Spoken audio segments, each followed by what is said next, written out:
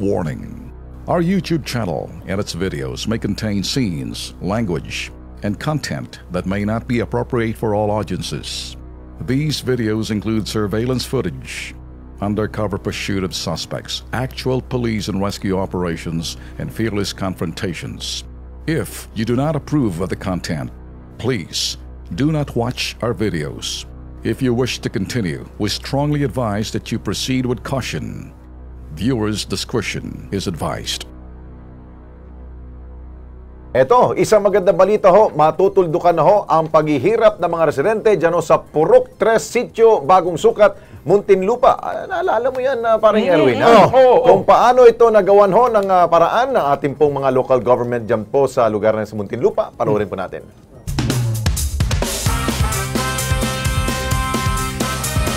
Nagbabalik na naman po ang Kilos Pronto kasama 27 ng Hunyo, lumapit sa Kilos Pronto si Felipe Felizada upang idulog ang kanyang sumbong.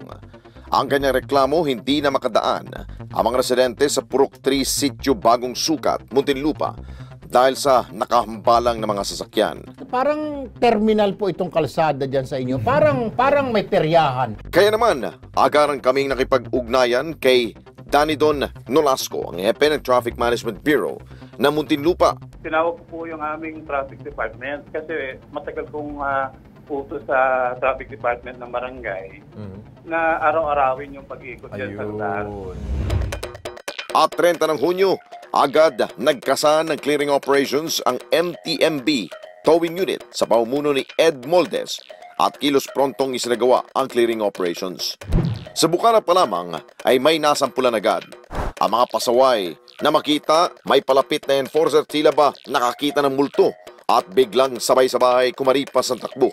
Subalit hindi pa rin sila nakatakas at sila ay nabigyan pa rin ng traffic violation ticket. At ang mga pasaway na mga tricycle na inirereklamo, kitang-kita na nga ang no parking sign ay doon pa rin nakaparada. Kaya agad itong hinatak at dinala sa impounding area ng MTMB. Sana'y maging sample na ito para sa inyong mga pasaway. Bawal ang ningas kugon dito.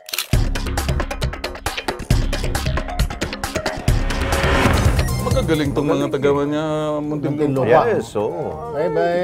Salamat po doon sa kanila, Muntinlupa Traffic Bureau. Yes. Thank you po, sir. Dapat round the clock, ha? Hindi lang yung isang araw lang. Dapat balik-balikan. Balik-balikan. Oo.